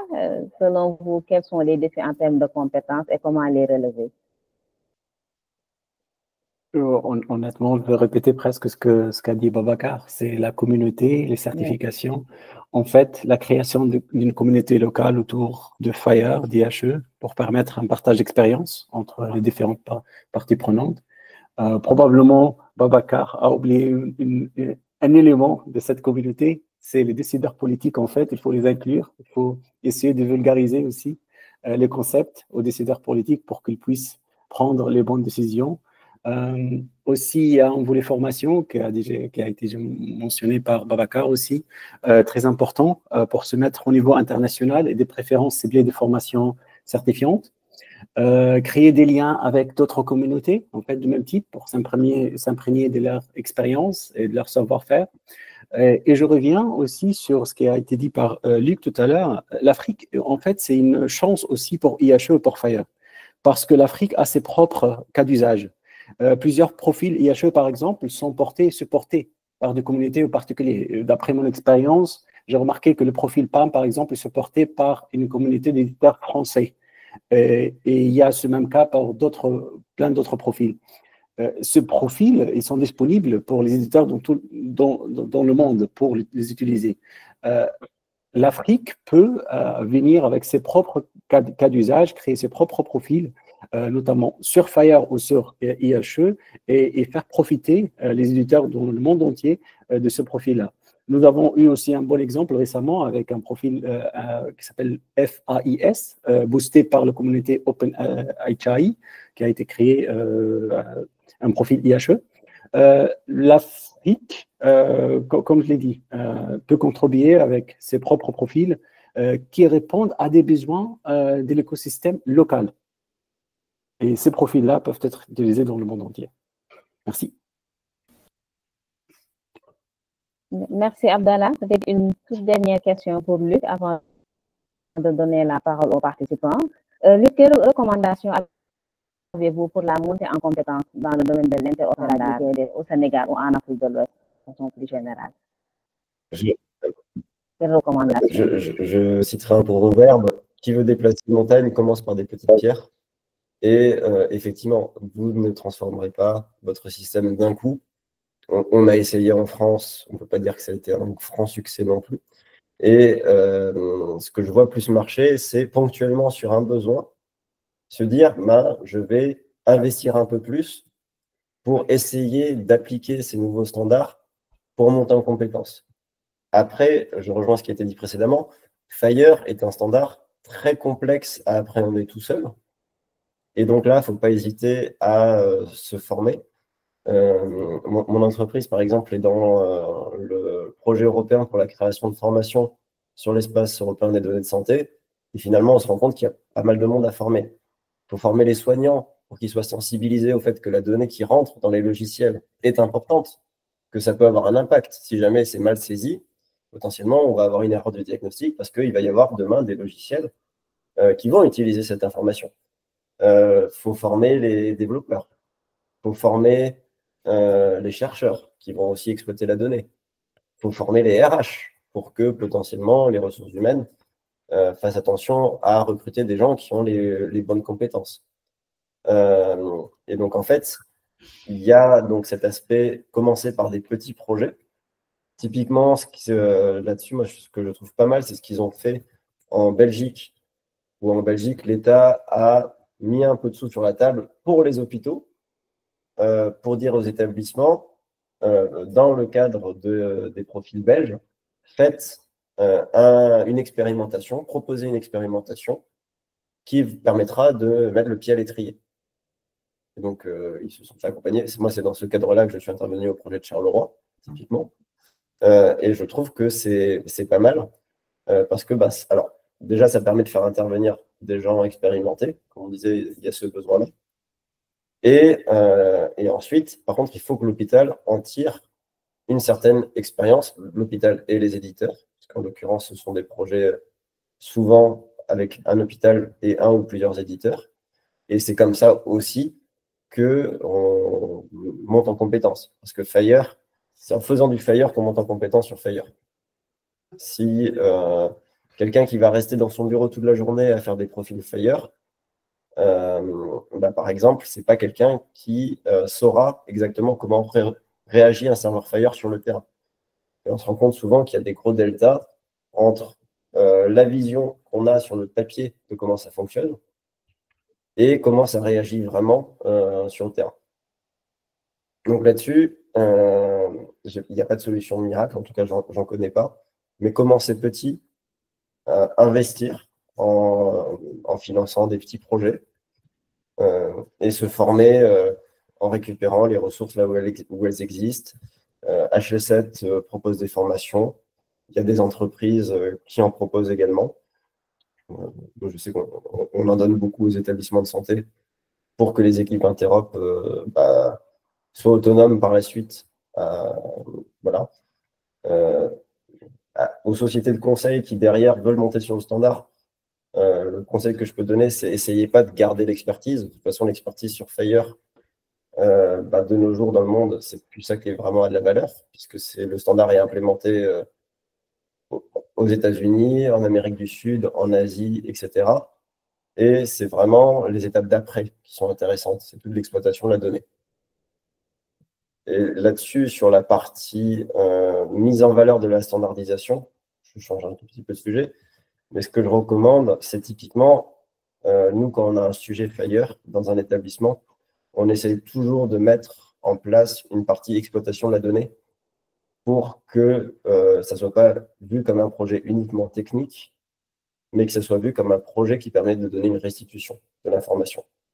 Que ce soit avec des statistiques, avec du SQL, que ce soit avec un petit POC d'application front, mais il faut donner aux médecins aussi l'impression que ce travail de standardisation va leur apporter quelque chose. S'ils ont l'impression que ce n'est que de l'infrastructure technique, ça sera compliqué d'avoir la communauté médicale derrière. Merci beaucoup, Luc. Merci pour ces réponses très concises. Alors, nous allons donner maintenant la parole aux participants. Juste pour rappeler que vraiment, nous vous invitons, puisqu'il ne nous reste pas beaucoup de temps, à poser des questions très concises. Et nous invitons aussi nos panélistes à être très concises aussi dans leurs réponses. Donc, je vois une main levée. Il y a Papa Ababa Niang qui souhaite intervenir. Il y a aussi des questions dans le chat que nous allons transmettre aux experts tout à l'heure. Donc, Papa Ababa Niang, vous avez la parole.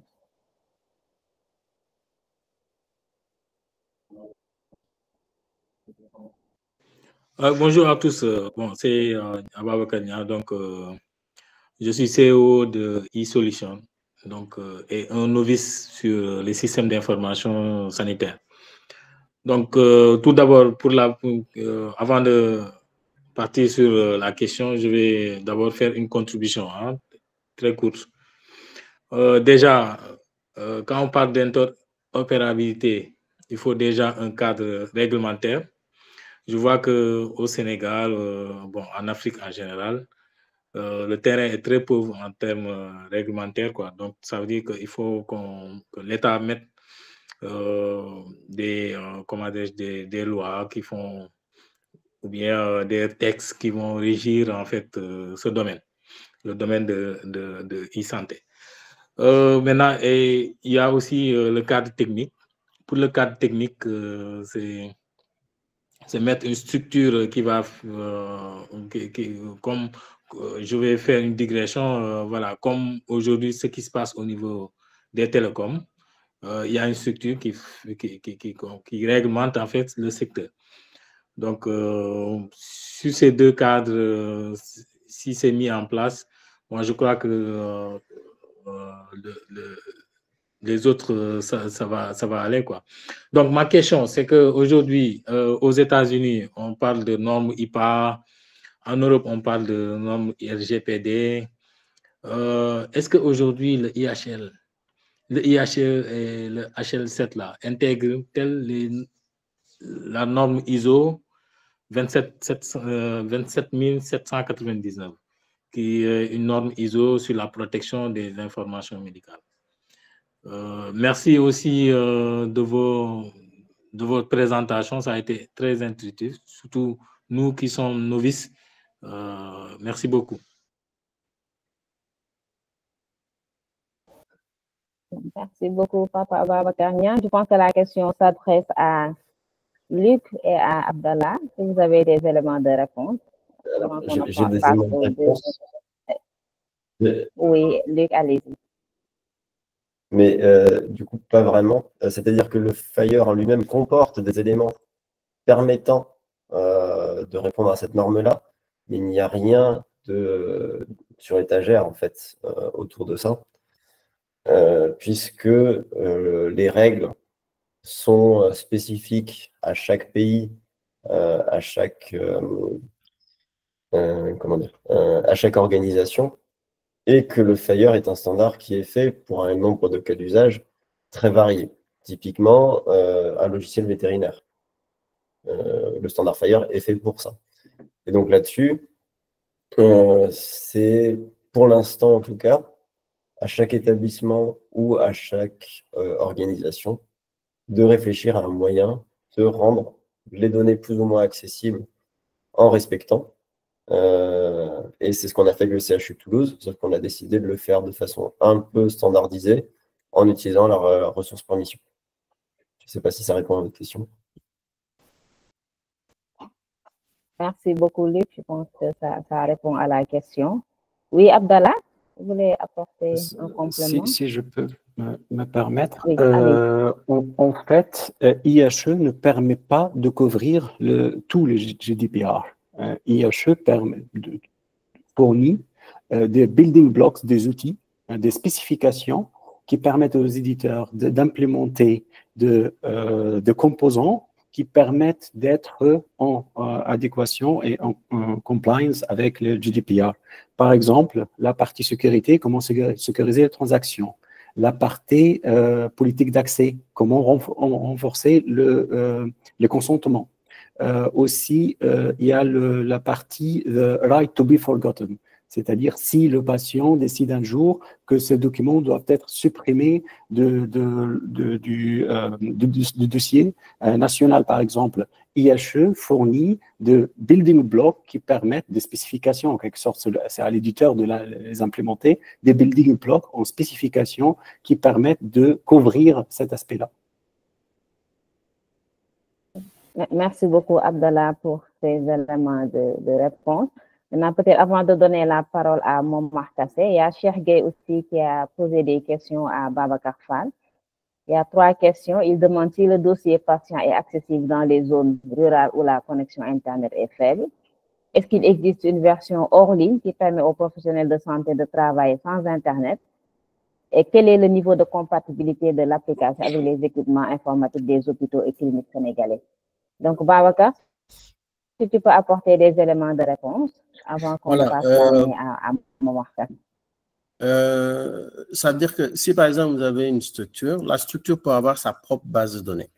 Maintenant, pour utiliser l'interopérabilité, on n'a pas nécessairement le choix. Ça veut dire qu'on va accéder à des informations qui ne sont pas là où on réside, là où on est. Donc, ça veut dire que le seul moyen qu'on a, c'est d'avoir l'Internet.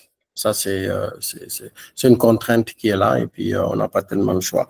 Maintenant, une structure peut avoir une base de données et se connecter à une autre structure qui a une base de données centrale et après de pouvoir faire des synchronisations pour que les données puissent être répliquées au niveau de la base de données locale.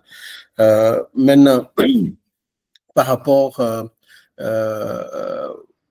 aux appareils et autres dans les hôpitaux, le plus souvent, c'est les appareils de laboratoire. Et ça, on a la possibilité de se connecter pour pouvoir récupérer les résultats. Comme ça, la saisie des résultats ne se fera pas manuellement. Ça va se faire directement avec une connexion sur l'appareil. Et il y a aussi le DICOM qui est un standard pour pouvoir aller récupérer, exploiter les images issues de radiographie, de scanners ou bien d'IRM. Merci beaucoup, Babacar, pour ces éléments de réponse. Donc, on va passer la parole à M. Kassé. Momar. Allez, merci. Merci. Bonjour à tout le monde. Je m'appelle Momar Kassé. Je suis cofondateur de Digitalist Hills Africa Group, qui est une start-up qui développe des solutions dans le domaine de la e-santé. Nous sommes actuellement en train de développer des solutions basées sur la norme FHIR. J'aimerais savoir aussi, j'ai 3 questions, une pour adresser à Aïssatou, quelles sont les initiatives en fait au niveau en quelque sorte du ministère de la Santé concernant les normes d'interopérabilité, s'il y a des guidelines pour les normes d'interopérabilité. L'autre, c'est pour Kaikai, s'il prévoit de mettre en place d'autres tests pour permettre en quelque sorte aux nouveaux éditeurs de pouvoir en quelque sorte savoir si réellement leurs solutions répondent aux normes ou bien même avec les autres aussi éditeurs de logiciels. Et l'autre, c'est concernant aussi une question pour les experts. C'est par exemple la norme FHIR, par exemple, les profils, les ressources parfois peuvent être énormes, les payloads, parfois pour l'implémenter, par exemple, je donne un exemple pour le mobile ou les fronts. Est-ce que, par exemple, on doit, je ne sais pas, par exemple, forcément réutiliser dupliquer les routes, par exemple, avoir une route, par exemple, qui respecte la norme et l'autre, par exemple, pour son système, pour faciliter en quelque sorte l'implémentation. Donc, voilà les questions que j'ai. Alors, merci beaucoup, M. Kassé. Donc, je vais donner quelques éléments de réponse par rapport à la première question avant de passer la main à Nils pour la réponse adressée à Kaikai et aux intervenants aux autres experts pour les réponses adressées à Luc et Abdallah, je pense. Maintenant, en ce qui concerne le ministère, tout ce que je peux dire, c'est qu'il y a des travaux en cours, des réflexions en cours sur ce sujet de l'interopérabilité, que le ministère est en train de mettre en œuvre la stratégie santé digitale. Il y a des groupes, il y a des instances de gouvernance qui ont été mises en place, il y a des groupes thématiques qui ont été créés, et il y a un groupe qui est chargé de réfléchir sur cette thématique interopérabilité. Et les réflexions sont en cours peut-être pour pouvoir répondre à toutes vos questions, pour pouvoir mettre en place tout ce qui est lié à l'interopérabilité, ces cadres dont vous parlez, les cadres réglementaires, les cadres techniques et tout ce qui va avec. Donc voilà ce que je peux dire en termes de réponse. Je ne sais pas si Nick, tu as des éléments de réponse par rapport à la question adressée à Kaikai. Oui, merci beaucoup, Moma, pour la question. Alors, actuellement, on avait un projet dont a parlé Abdallah avec VisuApps sur le renforcement ou la démonstration de l'interopérabilité avec les standards internationaux. Comme il l'a expliqué, on avait fait une initiative avec 3 fournisseurs, Patient Pro, Medsen et Ion. Et du coup, cette initiative, elle est arrivée, ou son financement est arrivé à sa fin, mais on est actuellement en train de voir comment est-ce qu'on peut peut-être continuer certaines activités, parce que comme l'ont bien expliqué tous les intervenants du panel, c'est un processus. C'est pas quelque chose où d'un jour à l'autre, on va passer le levier vers l'interopérabilité et tout d'un coup, tout s'active. Donc, moi, je pense qu'on va avoir une approche pragmatique, c'est-à-dire il y a certaines activités qui peuvent se faire de manière très concrète et sans gros financement. Je sais que, par exemple, il y a des formations sur le sujet et sur les interopérabilités qui sont disponibles, qui sont souvent en anglais ou qui ont été utilisées ou développées dans le cadre d'autres projets. Mais là, il y a peut-être un travail de rassemblement à faire qui ne nécessite pas beaucoup de besoins. Et ensuite, on est en réflexion pour voir comment on peut renforcer le volet formation sur le sujet. Et la partie test sur laquelle l'accent a été mis par Abdallah et Luc, je pense qu'elle est aussi très importante. Et là aussi, il y a quelques initiatives qui ont été créées parce que on ne pourra pas développer une interopérabilité sur la base que toutes les solutions de pays au Sénégal ou en Afrique de l'Ouest doivent participer à des connectatons en Europe ou en Amérique du Nord pour pouvoir faire avancer l'interopérabilité. C'est pas une solution qui est faisable. Et du coup, là, il y a aussi vraiment une nécessité de développer une approche et ça, c'est une approche collaborative, donc qui inclut les fournisseurs, le personnel médical, les structures hospitalières, le gouvernement avec ses différentes instances, et aussi peut-être même des institutions au niveau régional. Il y a quelques mouvements, mais c'est vrai que on voit qu'en Afrique francophone ou Afrique de l'Ouest, c'est encore un peu timide par rapport à d'autres régions. Et du coup, là, on a vraiment besoin de renforcer les échanges. Et c'est aussi pour ça que on a organisé ce webinaire. Merci beaucoup, Nils. Donc, nous sommes presque à la fin de ce webinaire. Nous allons peut-être donner la parole à Abdallah ou Luc, si vous avez des éléments de réponse par rapport à la 3e question sur les standards. Et on va prendre après notre dernier intervenant, Nema Cissé, pour sa question.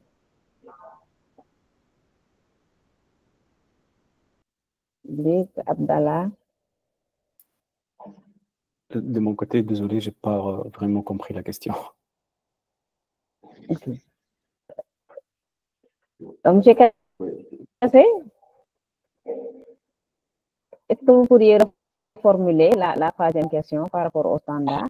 Oui, c'est ce que je voulais dire. Au fait, si par exemple, on a un socle Fire, par exemple, on a au niveau de notre BD, par exemple, les ressources Fire qui sont stockées au niveau BD. Par exemple, pour faciliter l'implémentation avec les ressources, parfois les périodes Fire peuvent être énormes, la trame.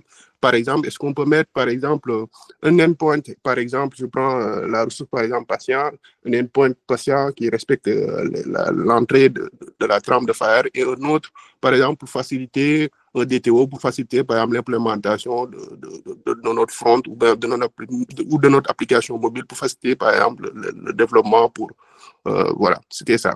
Et cela, est-ce que c'est une bonne pratique ou il faut forcément utiliser voilà, la ressource Fire? Si j'ai bien compris, c'est la pratique standard, c'est-à-dire le standard Fire est essentiellement utilisé comme un standard d'échange de données, pas un standard de persistance de données. Et la persistance des données a été ajoutée récemment comme modèle de base de données. Mais Luc, si vous avez d'autres... Alors, il n'y a pas vraiment de bonne pratique sur le sujet.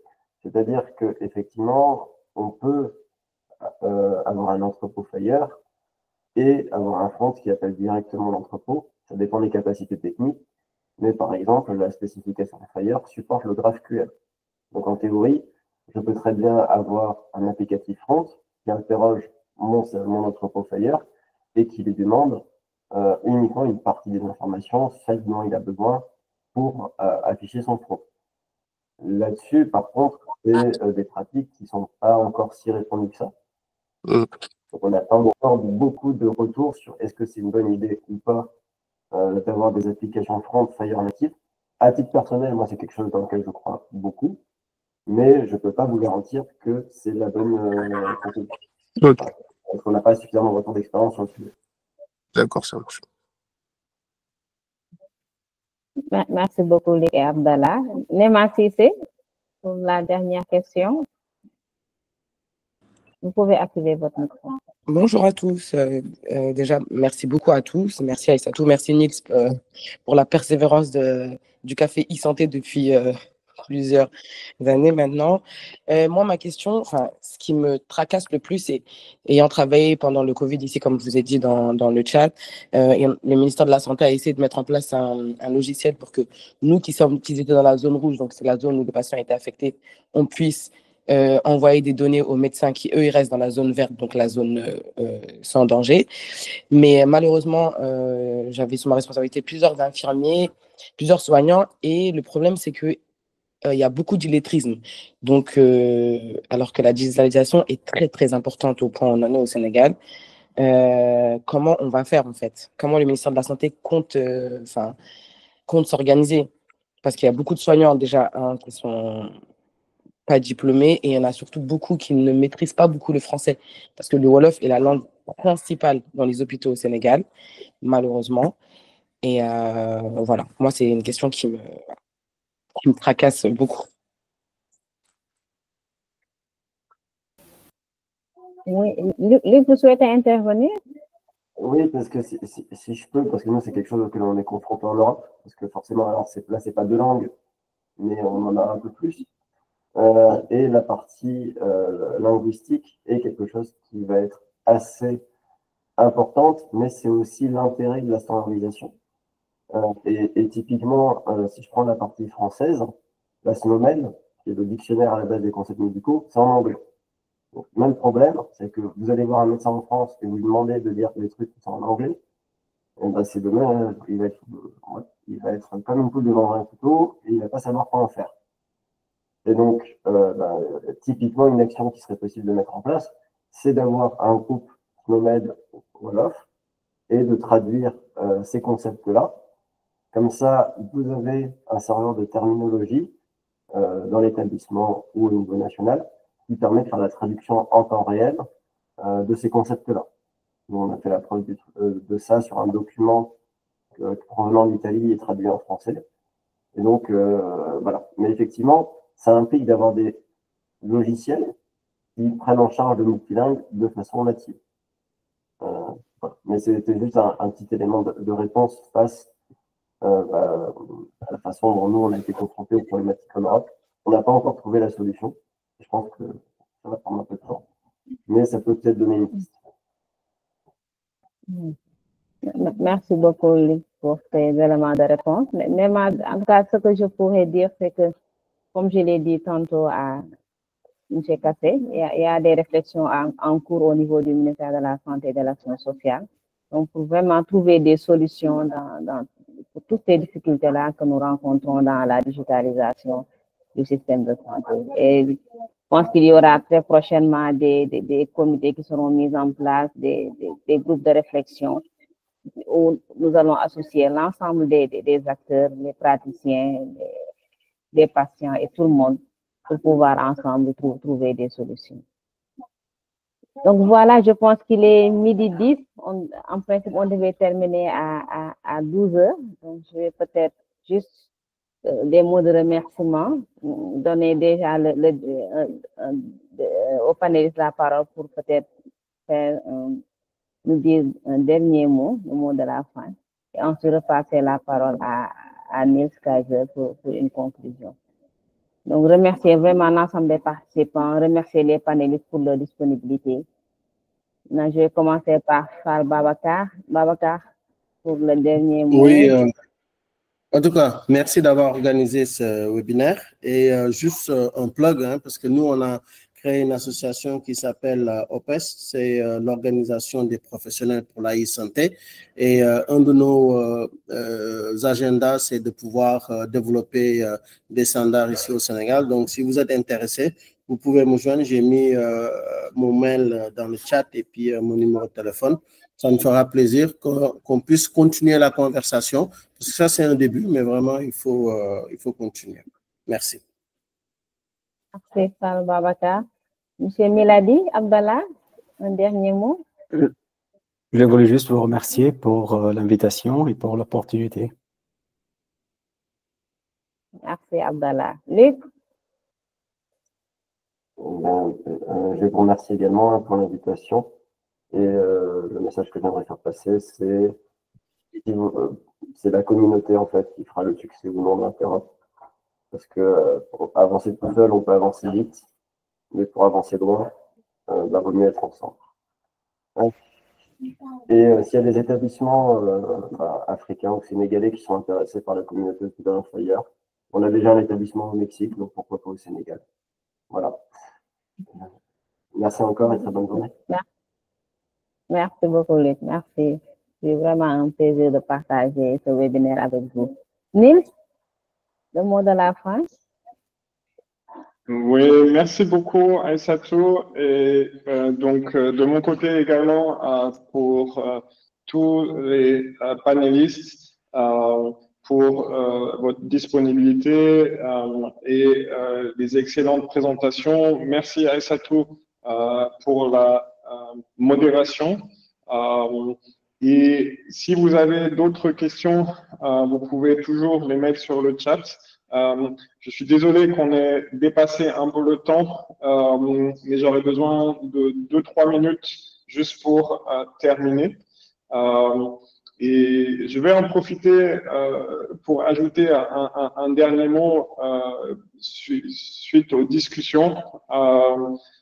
Je pense que actuellement nous avons aussi une opportunité quand même très d'actualité. Le Sénégal a présenté sa nouvelle stratégie numérique et je pense que ça peut être aussi une opportunité pour renforcer la santé numérique et vraiment mettre tous les acteurs autour de la table sur ce thème. Et je pense qu'on peut vraiment féliciter aussi tous les acteurs pour le chemin qui a été accompli. Et effectivement, il y a beaucoup de travail à faire et je pense que, comme l'a dit Luc, l'union fait la force. Je tiens aussi à remercier la Fondation Care Femmes que je n'ai pas mentionné au début du webinaire, qui nous appuie actuellement dans l'organisation des webinaires. Et donc, ça nous permet d'avoir une approche un peu plus structurée et on va peut-être aussi réfléchir sur un événement en personne, même si on sait que le volet hybride permet quand même à beaucoup de gens de participer. Les déplacements, c'est pas toujours facile. C'est aussi parfois intéressant d'avoir des participants qui sont pas forcément basés au Sénégal. Mais en tout cas, merci à leur support. Pour les dernières actions, donc, vous pouvez ouvrir le lien Menti que j'ai partagé dans le chat. Je vais afficher l'écran aussi sous peu. Ça va vous permettre de faire l'évaluation du webinaire aussi aujourd'hui. Et ça va vous permettre également de pouvoir proposer des sujets pour les prochains webinaires. On est toujours à la recherche d'intervenants, de panélistes. Si vous avez des sujets sur lesquels vous avez des propositions, on est vraiment ouvert. Comme je l'ai présenté tout à l'heure, la communauté elle est en phase de restructuration avec les sous-commissions. Donc, c'est vraiment le bon moment pour rejoindre et aussi avoir un rôle actif dans cette communauté et de pouvoir définir en même temps quels sujets seront portés par cette communauté et d'avoir un rôle à jouer dans le déroulement des actions. Donc, si vous voulez rejoindre, vous pouvez envoyer un mail à mon collègue Dieudonné qui va vous ajouter sur la liste email et aussi sur le groupe WhatsApp. Et donc, vous pourrez recevoir les informations, échanger aussi avec d'autres membres de la communauté en dehors des événements. Et donc, je vais passer au partage du lien Menti que vous trouvez aussi dans le chat. Mais sinon, vous pouvez utiliser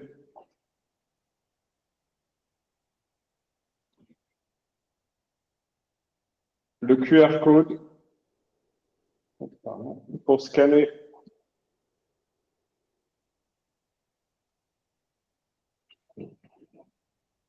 et avoir accès à l'écran.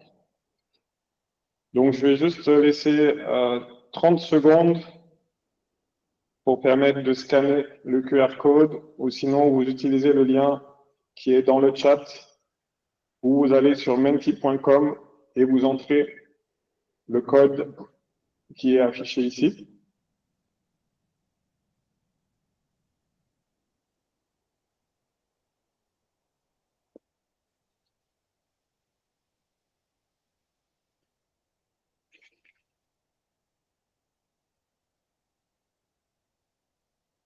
Voilà, donc je vois qu'il y a quelques personnes qui se connectent. Le plus facile, c'est avec votre téléphone si vous scannez le QR code, ou sinon, vous cliquez le lien sur le chat.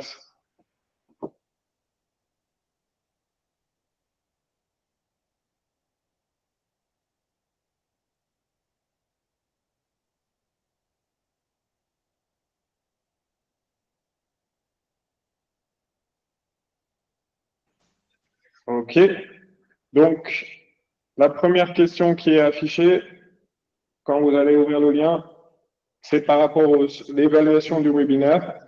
Donc, sur le sujet du webinaire, la qualité des intervenants et le déroulement du webinaire. Bon, je pense sur le dernier point, la gestion du temps, on a perdu un peu de notes par rapport à ce point-là.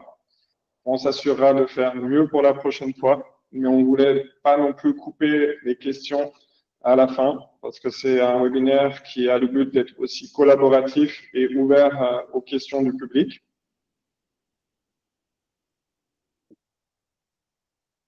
Donc, félicitations et merci beaucoup au panel, aux panélistes et à Aissatou pour la modération.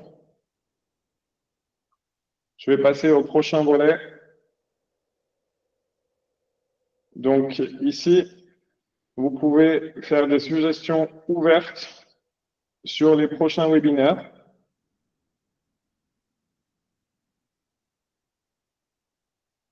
Donc, donc qui sont bien sûr en lien avec la transformation numérique du domaine de la santé ou le digital dans le domaine de la santé.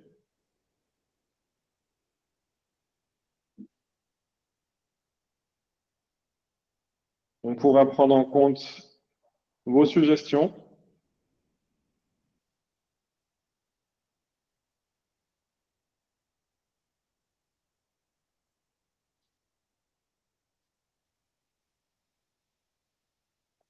Pour rappel, on a plusieurs sous-commissions, donc une sur les aspects de formation et de renforcement de capacité, une sur les solutions, une sur les innovations, sur les partenariats, la communication et la gouvernance.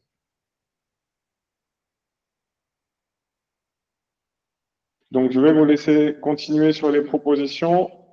Et sinon, le troisième volet, c'est par rapport au sujet de la prochaine réunion. Donc là, on a présélectionné sur les anciennes propositions 3 sujets et vous pouvez choisir sur quel sujet vous aimeriez que le prochain webinaire se réalise. Donc, sur la santé numérique et le One Health. Pour rappel, One Health, c'est l'approche Une Santé. C'est l'intégration des domaines de la santé humaine, animale et environnementale.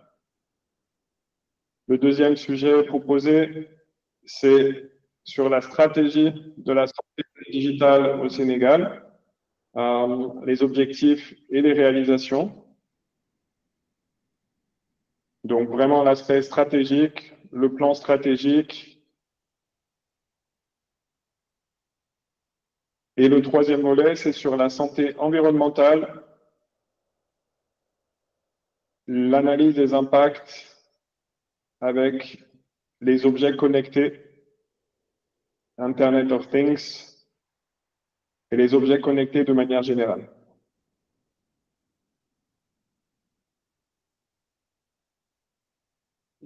Voilà, je pense qu'on va s'arrêter ici. Le lien Menti va rester ouvert pour encore quelques jours, si vous voulez contribuer. L'enregistrement du webinaire sera partagé sur les réseaux. Et encore une fois, merci à tous nos panélistes. Merci à Aïssa Toussal pour la modération.